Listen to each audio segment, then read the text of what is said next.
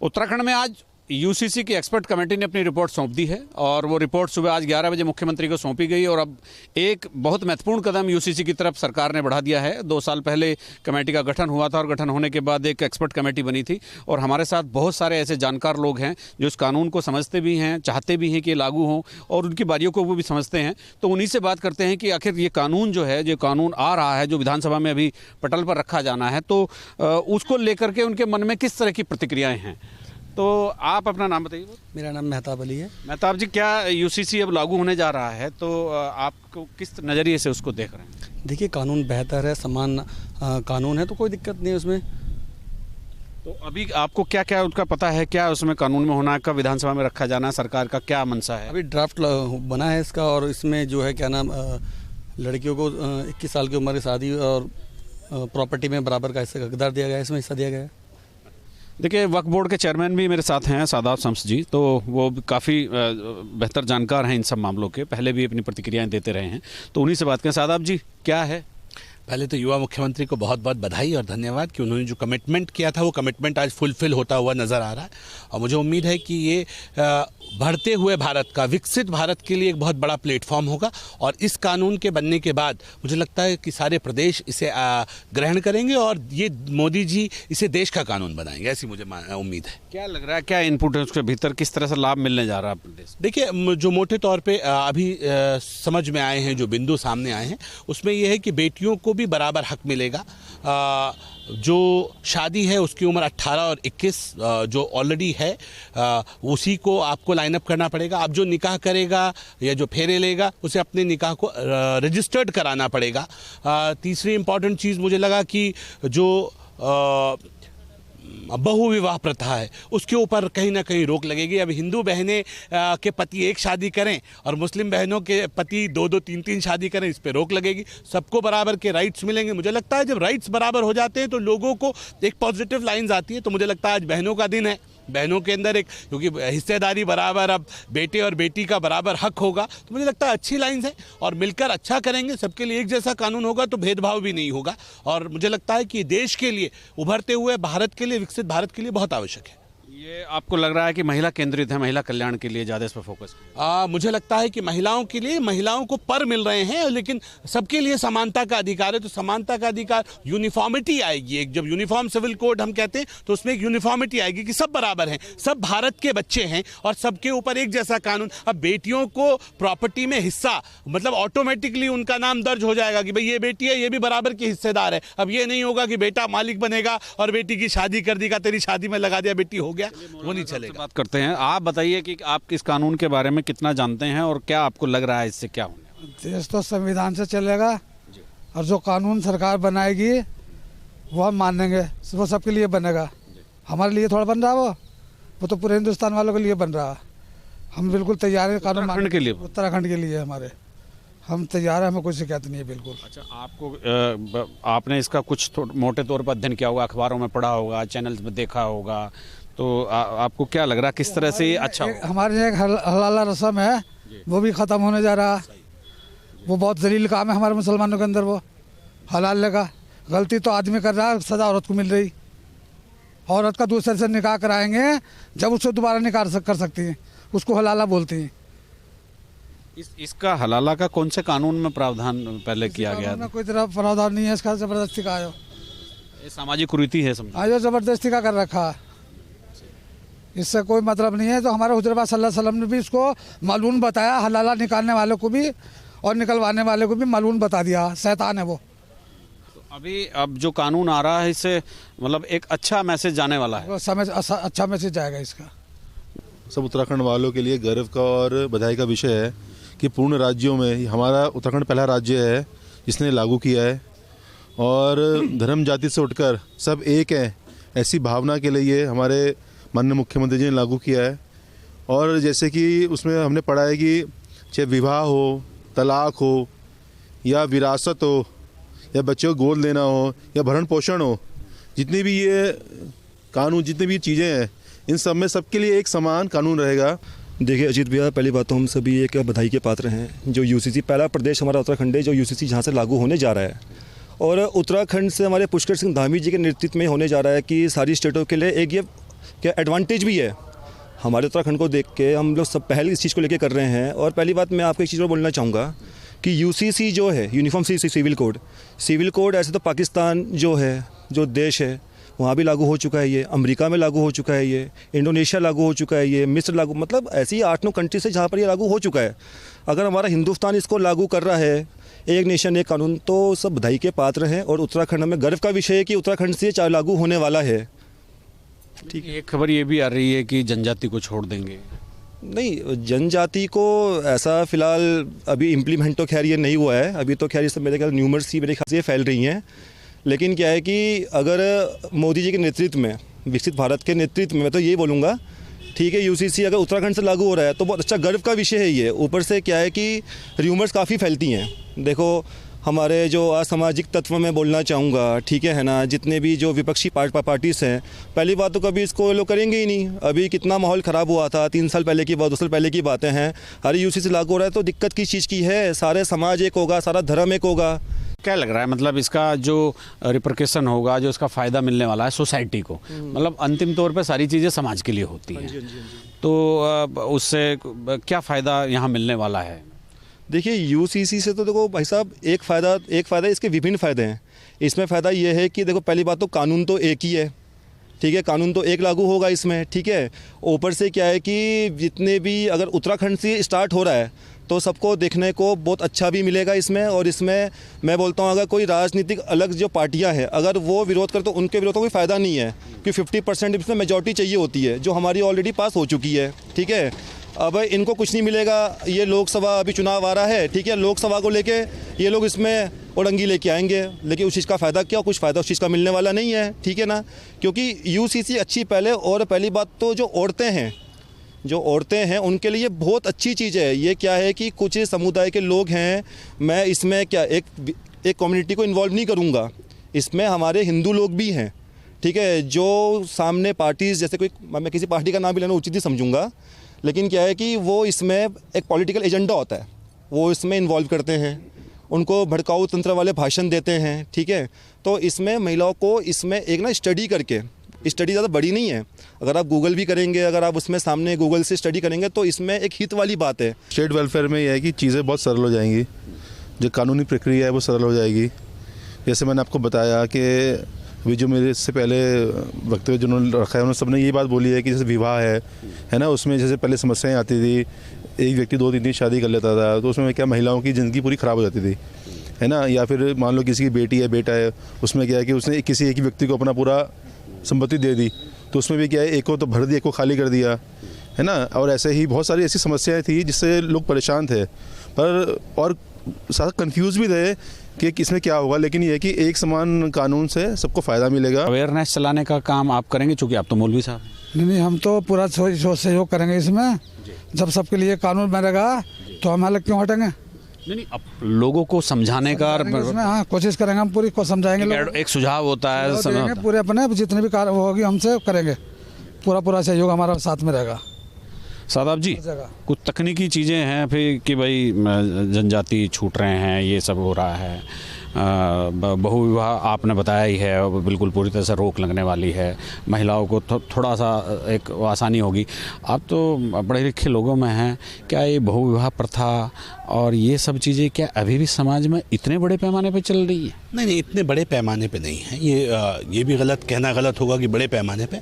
हाँ, इक्का दुक्का कुछ परसेंटेज है, और मुझे लगता है वो परसेंटेज भी क्यों हो, जब एक जैसा कानून हो जाएगा तो सबके लिए बराबर होगा। उसमें खाली मुस्लिम ही थोड़ी हैं, वहाँ तो और कम्युनिटीज़ भी हैं जो बहुविवाह कर रहे हैं, तो सबके ऊपर रोक लगेगी।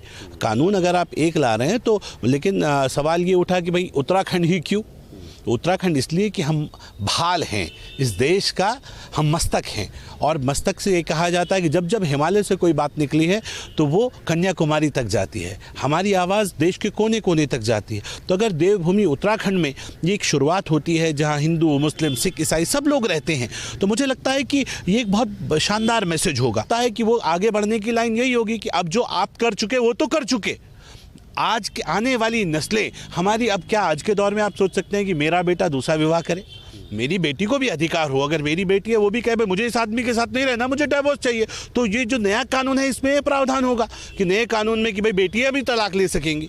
बेटे भी तलाक ले सकेंगे और तलाक लेने की प्रक्रिया होगी कि 6 महीने का टाइम दिया जाएगा कि भाई इस बीच में सोच समझ लीजिए, अगर आपको लगता है आप साथ नहीं रह सकते तो आप अलग हो जाओगे, और साथ रह सकते हो तो आप अपनी ज़िंदगी में जज्बात में कोई फैसला नहीं लेंगे। मुझे लगता है कि ये सारे कानून जो इसमें प्रावधान किए गए बहुत अच्छे प्रावधान हैं, इसमें नेगेटिव लाइन नहीं है और नेगेटिविटी ढूंढनी भी नहीं चाहिए। मुझे लगता है कि अगर देश को आगे बढ़ाना है और हम भी अपने आप को भारतीय कहते हैं तो एक गिलहरी रूपी योगदान हमारी तरफ से भी होना चाहिए कि अगर आप कुछ अच्छा करें तो हमारा भी सहयोग है, आगे बढ़िए, हम आपके साथ हैं। लेकिन मेरे साथ तकरीबन सभी कम्युनिटी के लोग थे, उनका प्रतिनिधित्व था।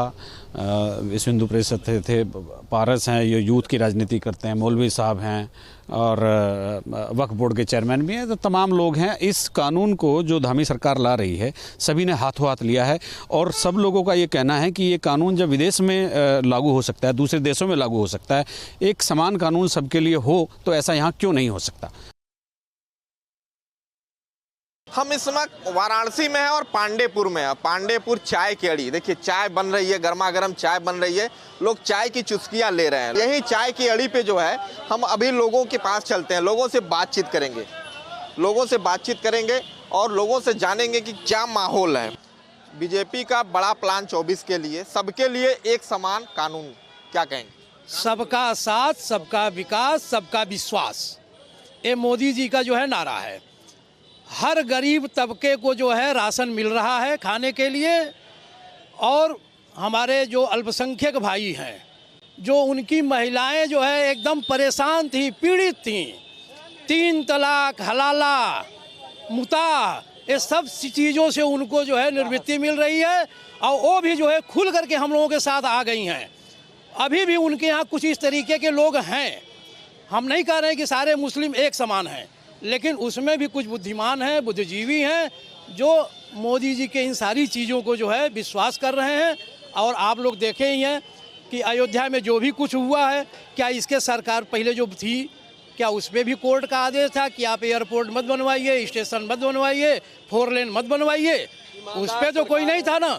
लेकिन भ्रष्टाचारी और बेईमान सरकार जो सिर्फ और सिर्फ वोट की राजनीति करती थी, और वोट के राजनीति के चक्कर में अयोध्या राम मंदिर को छोड़ दीजिए, पूरे अयोध्या फैजाबाद को विकास नहीं कर रहे थे लोग। पूरे देश में यूसीसी आना बाकी, उत्तराखंड केवल झांकी, क्या कहेंगे? हाँ सर, जो है उत्तराखंड तो बहुत बढ़िया काम आदेश दे दिए हैं और पूरे देश में आएगा, क्योंकि ईमानदारी है यहाँ पे, ईमानदार शासन चल रहा है। चाय की चुस्कियाँ लोग ले रहे हैं, बराबर चाय की चुस्की ले रहे हैं, उनके पास भी चलेंगे, उनसे भी बात करेंगे। क्या करें? यूसीसी सीए लागू कर, बीजेपी करेगी लागू और सत्ता में फिर करेगी वापसी, क्या कहेंगे? ये तो बहुत ज़रूरी भी है ना। इस देश में किस धर्म के, किस समाज में कितने लोग हैं, इसकी काउंटिंग भी ज़रूरी है और उनकी पहचान भी ज़रूरी है। इस देश में जितनी आबादी है, आबादी के आधार पर विकास अगर चाहते हैं लोग, तो इस पर विरोध भी किसी को नहीं करना चाहिए। और ये यूसीसी तो अभी उत्तराखंड है ना, ये पूरे देश की ज़रूरत है। बगैर इसके देश मुकम्मल हो नहीं सकता, क्योंकि यह जो हमारे देश की नस और नाड़ी है, जब तक नस नाड़ी ठीक नहीं रहेगा, शरीर चाहे जैसा भी रहेगा, वो इंटरनल स्वस्थ नहीं रह सकता। इसलिए यूसीसी बहुत ज़रूरी है और शुरुआत उत्तराखंड से हो गया है। जनता जो चाहेगी वो होगा, जनता जो चाहेगी, जनता के उस पर है। पर्सनल हम क्या कहें कि सही है या गलत है, जनता का मूड क्या है? जनता का मूड अपना मूड में बना रहा है। ईवीएम हट जाएगा जी, खत्म, सब ठीक। ईवीएम हट जाएगा, सब बैलेट पेपर से चुनाव का सब ठीक हो जाएगा। ईवीएम से आपत्ति है? ईवीएम से आपत्ति है, ईवीएम हट जाएगा, सब कुछ सही हो जाएगा। क्या क्या क्या नहीं चल रहा था अभी तक? क्या ये देश अभी तक नहीं चल रहा था क्या? जहाँ जहाँ इनकी एंटी सरकारें हैं, सब तोड़ करके आप अपनी सरकार बनवा रहे हैं। बिहार प्रमाण है, झारखंड प्रमाण है, हर जगह ये देश अभी नहीं चल रहा। यूसीसी और सीए लागू करने से आपत्ति है आप लोगों? आपत्ति नहीं, अभी तक देश, आपत्ति की बात छोड़ दीजिए, क्या ये देश अभी तक नहीं चल रहा था क्या? इस देश में हर धर्म के, हर संप्रदाय के लोग रहते हैं, कहाँ विघटन हो रहा है? अभी तक देश नहीं चला है क्या? 75 साल देश स्वतंत्र हुआ तब कहाँ गया था? तब ये कहाँ थे? 31 साल बाद जो है वाराणसी के ज्ञानवापी परिसर में जो है पूजा पाठ शुरू हो गया, उस पर क्या कहें? अब देखिए, वो कोर्ट का फैसला है, हम वहाँ कुछ नहीं बोल सकते, चूंकि ये कोर्ट का फैसला है, लेकिन जहाँ तक एक देश एक कानून अब एक बात धर्म की भी बात आ जाएगी। अभी जैसा ये लोग चाह रहे हैं तो क्या इस देश में हर धर्म के लोग नहीं रह रहे हैं क्या? अभी तक नहीं रह रहे थे क्या? कांग्रेस शासन थी और शासनें आई हैं, देश में राज किए हैं, ये देश नहीं चल रहा था क्या? वादा किया है कि हम उसको लागू करेंगे। किस वादा पर सफल? लागू अगर लागू करेंगे, वादा निभाएंगे। कभी अपने वादा पर सफल हुए हैं क्या? बोले इस देश में क्या बोले? जब चुनाव बिहार में जाकर के बोले कि हम 2,000 करोड़ लोगों को जॉब देंगे हर साल, 15 लाख रुपया। देखिए कब कहा उन्होंने 2,000 करोड़ लोगों को कब कहा उन्होंने? नहीं, क्या जितना आबादी इस देश की नहीं है उससे कई सौ गुना आप जो है रोजगार देने की बात कर रहे हैं। ये मिथ्या भ्रम मत फैलाइए। और सुनिए, इस देश जो वादा की बात कर रहे हैं ना, वादा भाजपा ने किया था, धारा 370 हटाएंगे, हटा दिया चुटकी बजा करके। जो लोग कहते थे कि अगर ये हट जाएगा तो झंडा नहीं रहेगा, खून की नदी बह जाएगी, एक चींटी नहीं मरी उसके बाद। एक चीज जान लीजिए। और रही बात 3 तलाक, महिला माताओं की, मुस्लिम महिला माताओं की जो समस्या थी, उनके दुष्कर्म उनके धर्म के नाम पर जो दुष्कर्म होता था, उनसे निजात दिलाने के लिए उनके साथ 3 तलाक का उससे निजात उन्होंने दिलवाया। बरगलाया जा रहा है, बाकी इससे कुछ मिलना नहीं है देश को। अच्छा, शादी, तलाक, लिव इन परिवार, सबके लिए एक समान कानून क्या चाहिए? देखिए, तलाक तो बहुत बड़ा एक तरह से अभिशाप था। मान रहे हैं मोदी जी के इस काम को? नहीं मानेंगे उसको, क्यों नहीं? तलाक जो है उसके लिए मैं मानूंगा, मैं उसके लिए मानूंगा। भाई मान गए, मानना ही पड़ेगा। मानना ही है एकदम। नहीं, हमको कुछ नहीं करना, बस हमको कहे बैलेट पेपर से ये चुनाव हो। मतलब आपको बस ईवीएम से आपको आपत्ति है? लेकिन जहाँ सरकार बन जा रही है वहाँ ईवीएम पे तो सवाल नहीं उठता है। क्यों बाबा ईवीएम पे सवाल उठा रहे हैं बार बार कि ईवीएम हट जाए तो सब कुछ अच्छा हो जाएगा? क्या यही रोड़ा है? ईवीएम नहीं, सब कुछ अच्छा नहीं हो जाएगा। रामचंद्र कह गए सिया से ऐसा कलयुग आएगा, हंस चुगेगा दाना, कौआ मोती खाएगा, और जिसके हाथ में होगी लाठी भैंस वही ले जाएगा। इससे बड़ा प्रमाण आपको क्या मिल सकता है? जिसके हाथ में लाठी है, जिसको चाहिए बंद कर दीजिए, जिसके चाहिए उठा लीजिए, जिसको चाहिए मिला लीजिए। जब तक रहेंगे आपके पास हाथ में लाठी, आप सीट आपकी होगी और जीत आपकी होगी। क्या भाई क्या कह रहे हैं कि जिसके हाथ में लाठी होगी भैंस उसकी होगी? ये तो बहुत पुरानी कहावत कहा गया है, और इसके पहले भी ऐसी चीजें रही हैं। कोई ऐसा दल नहीं है जिसके पास हाथ में लाठी नहीं रही है। हाँ, लेकिन वो लोग लाठी लेकर काम किए हैं, तो लाठी आज भी लोगों को दिख रही है वही, जो कि वैसे कुछ नहीं है। सड़क है, बिजली है, सारा काम हो रहा है। अगर कोई कह दे कि काम नहीं हो रहा है, हम आपको बता दें, एक बात मैं बता दे रहा हूँ, जो ब्लाइंड लोगों की मैं बात कर रहा हूँ, जो जिसके आंख नहीं है, वो छड़ी लेकर के चलते थे, तो पहले नजदीक में रखते थे कि कहीं गड्ढा तो नहीं है। अब वो छड़ी लेकर के दूर दूर रखते हैं, जानते कि गड्ढा नहीं है, गड्ढा मुक्त हो चुका है जो है सड़क। इसलिए अब ब्लाइंड लोग भी विश्वास करने लगे। जिस देश में आज जो लोग जय श्री राम का नारा लगाते हैं, वही संविधान भीमराव अम्बेडकर का ही लोगों का न्याय दिलाता है। श्री राम के नारे से आपको आपत्ति है? आपत्ति नहीं है, ये आस्था का सवाल है। आप गुमराह कर रहे हैं लोगों को। मतलब श्री राम के नारे से, राम मंदिर से आपको श्री राम बीजेपी ने लोगों को गुमराह करके आप लोगों को जो कि काम कर रहे हैं। क्यों भाई? श्री राम के नारे। एक मिनट, आपका परिचय जान सकते हैं? सतीश पटेल मेरा नाम है। सतीश का अर्थ बता दीजिए बस। सतीश का अर्थ बता दीजिए, राम का आपका अर्थ जानने की जरूरत नहीं। सतीश का अर्थ बताइए। सतीश का अर्थ बताइए। नहीं, राम धार्मिक। सतीश जी एक मिनट। उन्होंने कहा कि आप अपने नाम का अर्थ बता दीजिए। ठीक है, नहीं पता है, कहीं नहीं पता है, लेकिन जय श्री राम के नारे से क्या आपत्ति? हमको कोई आपत्ति नहीं है, लेकिन संविधान को जो धज्जियां उड़ाई जा रही हैं उसका क्या धज्जी? नहीं जय श्री राम के नारा सत्य ही ईश्वर है और उड़ाई जा रही वो ठीक नहीं है। अपने नमवा गर्थवा जान ला, अरे मालूम है, अब हमको मत बताइए। सत्य ही ईश्वर है और ईश्वर ही अच्छा है, ये इनके नाम का अर्थ है। जहाँ ईश्वर लगा है, ये अपने नाम पर खुद सवाल उठा रहे हैं, राम पर, जो राम के साथ अलग करके अपने आप को राम पर सवाल उठा करके, राम पे सवाल नहीं, और क्या ऐसा ही सवाल उठाया जाता है। बेरोजगार हम लोग है, रोड पर आ रहे हैं, वही पुलिस वाले मार दे रहे हैं, कोई सुनवाई नहीं हो रहा। बीजेपी वाला कोई भी हो, कोई खाली बस आ रहे, बस वोट चाहिए। इसके पहले जो सरकार थी वो आपको घर में बैठाती थी, कोई दिक्कत नहीं था। इसके पहले सरकार में आपको घर बैठे राशन मिल जाता था। राशन की बात नहीं, 5 किलो राशन दे क्या हम लोग पेट भरता है?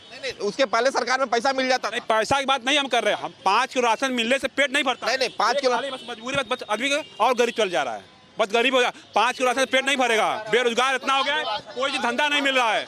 अब ये ठेला लगा रहे हैं हम लोग, पहले बात सुनिए, ठेला हम लगा रहे हैं। अब यार है भैया, भगा बताइए कहाँ जाए, कहाँ जाए भाई? सरकार इसकी स्किल डेवलपमेंट की कई प्लानिंग कर रही है, कई आप कोर्स करके उसमें कोर्स करिए। नहीं कर रही है। चलिए बाबा के नगरी में जो है हर हर महादेव के नारे के साथ लोग यहाँ जो है हर बात को खत्म करते हैं। ये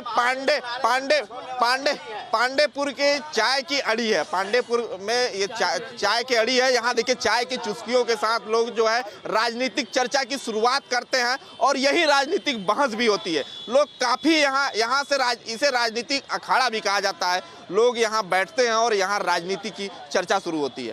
ब्यूरो जर्नलिस्ट प्रदीप गौड़ के साथ विनय सिंह, न्यूज स्टेट, वाराणसी।